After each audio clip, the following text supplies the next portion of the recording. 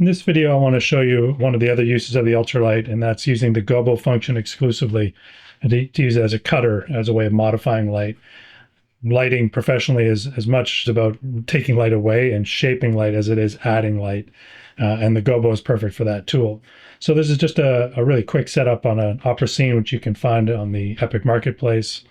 It was one of the monthly free ones I just grabbed and used it as a demo. There's a light up here, as you can see. It's an ultralight set up as a spotlight, and it's just creating this wash of light. And it's quite intense to bring light into the foreground, and we're getting this hard blown out area down at the back, which can look natural, but if we wanted to control that and not change the foreground light too much, this is a case where we can add a gobo function, and we can certainly use the gobo that's built into this light, but I want to show you in this case how to use an ultralight exclusively as a gobo. So we'll just create a new one. So if we go to blueprints, I'm just going to drag in an ultralight. I'm going to bring it somewhere into the shot where it's casting a shadow. In this case, what we're going to do is deactivate the light plane and the shell geometry and turn on the gobo plane. So the gobo plane is just a black plane. It's got a set of built-in parametric gradients that we can tweak to create soft and hard shape and textures. And we'll use those to modify this to create something that controls light in a more subtle fashion. So if we isolate down to the gobo parameters using the search bar, we've got the overall opacity, which I think we'll leave at full for now. Just going to hide these gradients, and we'll start with the radial gradient. And in this case, we're going to want to invert it. So what we're making here, and that's already doing something for us, is just creating a dark spot that's casting a shadow in the light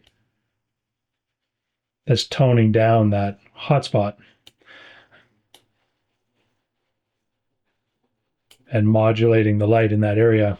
And that is almost all we need right there. And just to make it a little bit more subtle, we can take the overall opacity down.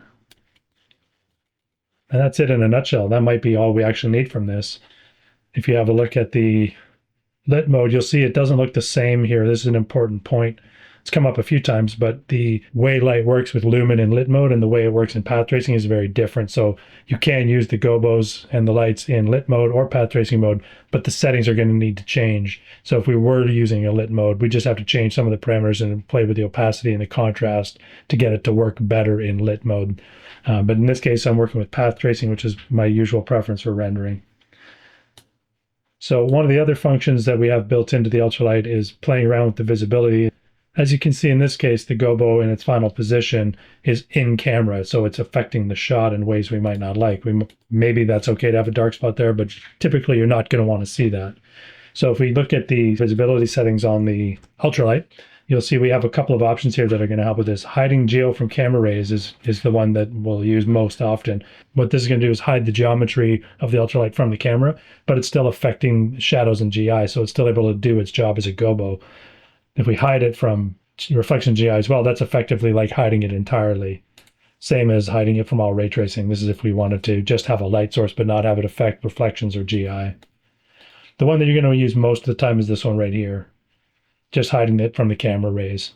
So now we've got a piece that's doing exactly what we needed to do, toning down that corner, but not affecting our shot.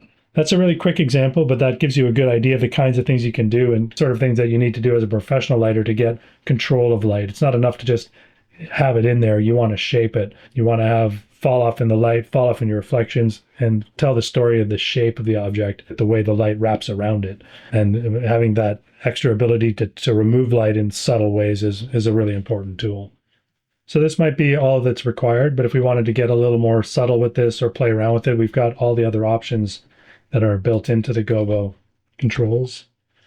That gives us quite a bit of flexibility. I'm just going to bring that opacity up so we can see it a little more clearly for the time being. I'm also going to switch this view over here to path tracing so that, again, we can see it more accurately and get a better feel for what it's doing. Just going to go down to turn off the texture, add a linear gradient, soften that out quite a bit. Let's look at it from this side. It'll be a bit easier to see, I think. Play with the shape.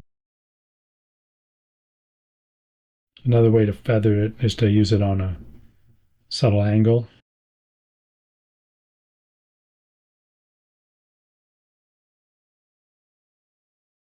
And this just provides a little bit more of a cut of the light on the upright portion here, helps draw the eye a little bit further forward.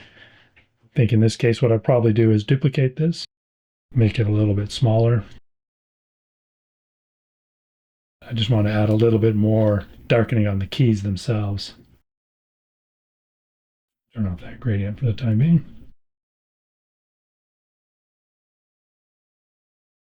Let's go with something like that. And then I'm going to use the frame to soften the outer edges. And then I'll use the linear gradient to create a bit of fall off from one end to the other. And I think what I want to do is cut it off. It's doing a little bit too much on this side, so I'm just going to add another gradient. Rotate that to the other side. Might be doing just a bit too much. And then I think I'll just adjust that visibility and make it hidden from camera as well. And this one the same. I think that second one is perhaps just a little bit strong, so I'll take the overall opacity of the gobo down a little. Yeah. So it's creating just a little bit more fall off and bringing the eye forward. So overall, I think that's looking pretty good on the piano. What I don't like right now is the hotspot that we're seeing on the ground. It's a little bit intense. It's just the spill from that same spotlight. In this case, we can use another ultralight as a gobo and fix it pretty quick. We'll do the same sort of thing. But we're going to want to activate the gobo plane and hide the light plane and the shell geometry. And I think in this case, we're going to use the gobo linear gradient. That's the wrong direction. We can rotate it or just use the other one. Just drop that opacity down so that it's softer. And now we just need to find the sweet spot for it. The closer it gets to the light, the more naturally the edge will soften without having to use a particularly soft transition. But a combination of a softer edge and a distance from the light will make the shadow quite a bit softer and allow us to create a more subtle fall off. Let's go with something like that, and then we'll take the overall opacity down. You can see in the left side viewport a little bit better what's happening.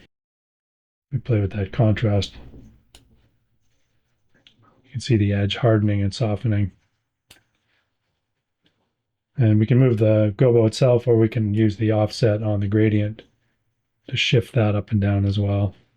So we could go with something like that if we wanted to be a little more subtle. And then I think, again, I want to hide this from camera. So I'll just go to the visibility section and hide geo from camera rays. Toggle it off. I want to see what else it's doing to make sure it's doing only what we want it to do and nothing negative. Yeah, I think that's better. A little more subtle. That spot is no longer drawing the eye the way it was before. Obviously, we could spend a bit more time and finesse that light, but I think that does the job for the time being. So there's a couple of quick ideas of how you can use the ultralight as a gobo, as a cutter, another name for it, to shape light rather than just add light. Let me know if you have any questions in the comments below, or swing over to the Discord channel. You'll find the link in the description there. I'm always happy to support the ultralight community there as well. Thanks very much and happy lighting.